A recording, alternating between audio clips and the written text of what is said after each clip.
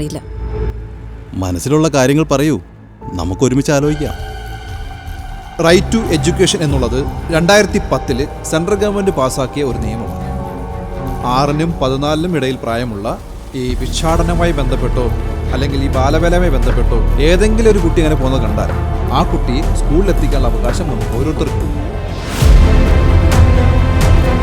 ഇവരവരുടെ കുട്ടികളെ അല്ലെന്ന്.